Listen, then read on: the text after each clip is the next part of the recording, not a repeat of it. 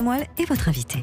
Nous avons tous vu cette vidéo cette semaine sur les réseaux sociaux qui a fait le tour du monde. La petite Salwa, syrienne à peine âgée de 3 ans, qui rit dans les bras de son père à chaque bombe qui tombe.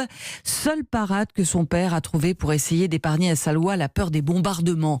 Ces bombardements, ces combats, ils ont jeté sur la route de l'exil 900 000 Syriens ces derniers jours qui fuient dans un froid glacial la région d'Idlib, considérée comme le dernier bastion opposé au régime syrien. Bonjour Raphaël Pitti. Bonjour. Vous êtes médecin, réanimateur, spécialiste de la médecine humanitaire. Vous avez formé en Syrie de nombreux médecins avec votre association, l'Union des organisations de secours et de soins médicaux. Ça fait des années et déjà à ce micro, il y a encore quelques mois, que vous dénoncez ce scénario des populations civiles syriennes prises au piège, bombardées. Hier, c'était à Alep et dans la Ghouta orientale. Aujourd'hui, c'est à Idlib. Quand vous voyez que le même scénario se répète, est-ce que cela vous désespère ? D'une certaine manière, je pense que oui maintenant. Il y a ce drame humanitaire le plus important depuis la dernière guerre mondiale. Il y a 12 millions de personnes qui ne sont plus chez elles, 5 millions à l'extérieur, 7 millions déplacés à l'intérieur de la Syrie, plus de 500 000 morts, 80% du territoire qui a été détruit. Et on a tout utilisé contre cette population syrienne qui est véritablement martyrisée. Les armes chimiques, le napalm, le phosphore, le chlore, etc.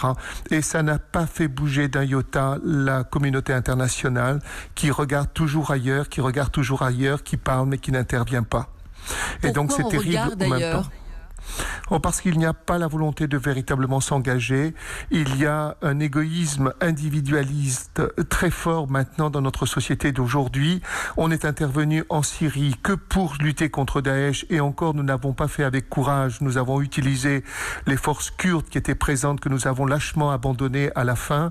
Vous qui êtes allé, Raphaël Pitti, une trentaine de fois sur le terrain en Syrie, vous qui au quotidien, je le sais, êtes en contact avec ces médecins, ces infirmières que vous avez formés, qui essaient de sauver des vies au péril de leur propre vie. Vous dites qu'il ne reste qu'un hôpital debout en ce moment dans la région d'Idlib, un seul hôpital. Oui, absolument. C'est celui qui est à Bab el Awa. C'est notre hôpital de l'USSM, construit en 2013 à l'intérieur d'un centre commercial qui était un duty-free. Donc, il est contre la frontière turque. Et de ce fait, il est pour l'instant un peu protégé.